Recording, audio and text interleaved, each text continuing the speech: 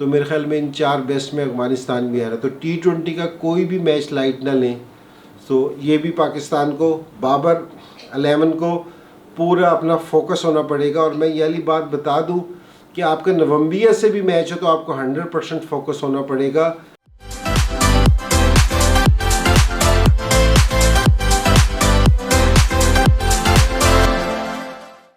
बिस्मिल्लाहिर्रहमानिर्रहीम, आप देख रहे हैं मेरा YouTube channel the match winner.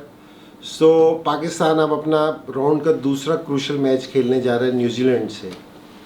और जिस तरह इंडिया का हाई वोल्टेज मैच था, ये भी पाकिस्तान का ये भी हाई वोल्टेज मैच है कि इसको आप कम ना समझें इंडिया के मैच से। एक तो ये मैच है ना, आज डिसाइड कर देगा कि जी पाकिस्तान सेमीफाइनल में थ्रू हो जाएगा। तो ये एक तो पाकिस्तान के लिए इसलिए बड़ा ज़रूरी है। दूसरी चीज़ ये कि मैं अवाम की तरफ से बताऊं कि जिस टाइम न्यूजीलैंड वाले बग़ैर किसी चीज़ के पाकिस्तान से छोड़ के गए थे सीरीज़, तो मेरे समेत मेरे ख्याल में सारों को इस चीज़ पे बहुत गर्मी है कि जी ये बग़ैर किसी वजह के, बग़ैर कोई बात हुए कि ये जिस टाइम छोड़ के गए थे, तो उसका हमें गुस्सा है इस चीज़ का। और दूसरा ये मैच बहुत इम्पोर्टेंट है। इसके बाद ये है कि जी अगर पाकिस्तान इंशाल्लाह ये वाला मैच जीतता है तो ये वाला मैच जीत के पाकिस्तान स्ट्रेट अवे सेमीफाइनल के लिए सारों से स्ट्रॉन्ग कैंडिडेट पाकिस्तान हो जाएगा। आलमोस्ट 95% पाकिस्तान क्वालिफाई कर जाएगा सेमीफाइनल के लिए।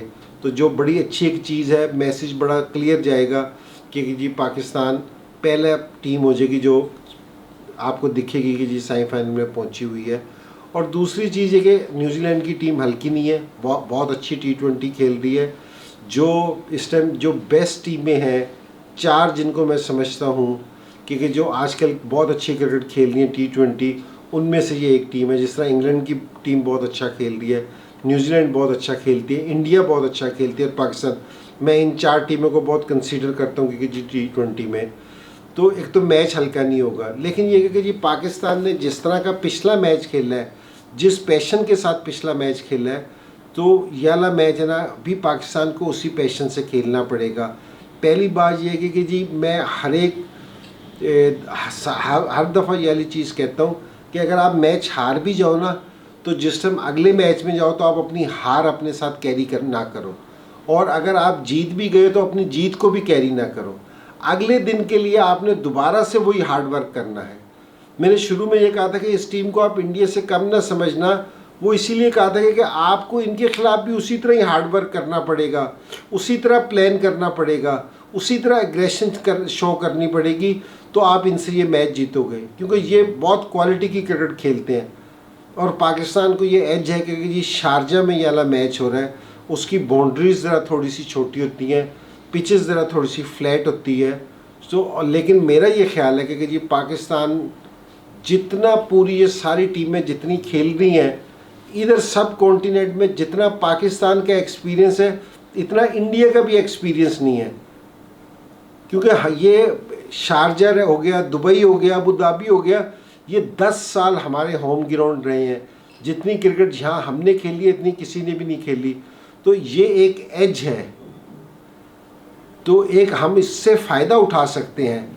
लेकिन फ़ायदा किस टाइम हमें मिलेगा? जिस टाइम हम पूरा अपना प्लान करेंगे, पूरी आपकी है ना प्लानिंग होगी पीछे, पूरी एग्रेशन पूरी पीछे होगी, तो फिर हम इसका फ़ायदा उठा सकते हैं।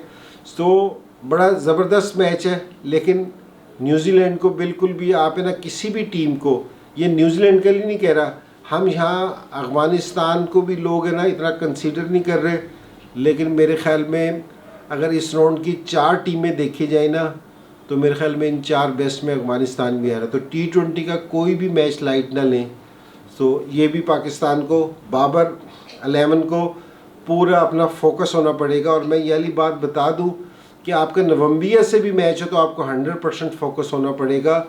जॉब डन उस टाइम होगी जिस टाइम हम वर्ल्ड कप का फाइनल जीत जाएंगे इंशाल्लाह।